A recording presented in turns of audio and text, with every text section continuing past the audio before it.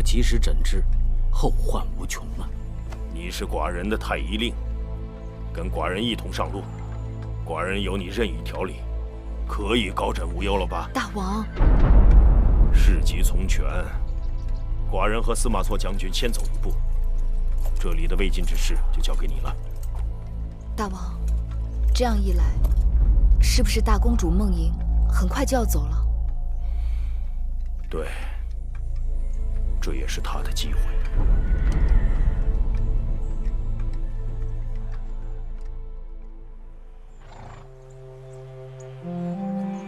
我在草原打攪義渠君多日，從今往後，望義渠和大秦成為真正的一家兄弟。既然是一家，你們秦王剛走幾日，你就急着要走？即便是一家兄弟，也不可總住着不走啊！你把我義渠最好的勇士都拐走了，我做的盡是賠本買賣。你看，說着說着又生分了。姐姐，大王令我们率军直插燕国，与姐姐不同路，就此别过，请姐姐一路珍重。小冉放心，我把白起交給你了，你要好好待他。姐姐放心。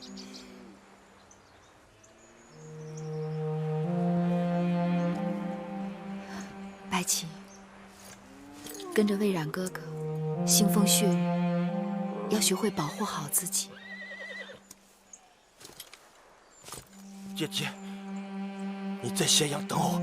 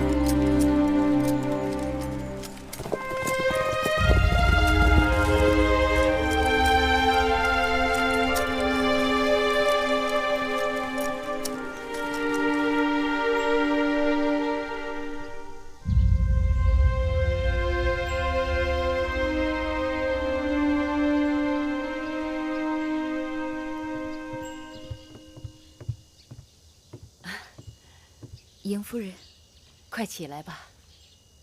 好久沒有見到貴人了。聽說八子隨大王去義渠，剛剛回來。離開咸陽時萬木蔥茏，此時已是金秋了。難得你剛回宮就來見我。羋月在外一直惦記着嬴夫人，我給夫人帶回了草原上最好的羔皮。多謝你還想着我。原本想着能趕上給大公主送行的，沒想到還是晚了一步。大公主啟程去燕國，聽說大王前日親自前往相送。是啊，秦趙兩國出兵，情勢不等人吶。公子直將被燕人擁立為王，夢瑩隨着秦軍入燕，將為母後攝政。月兒真心為大公主高興。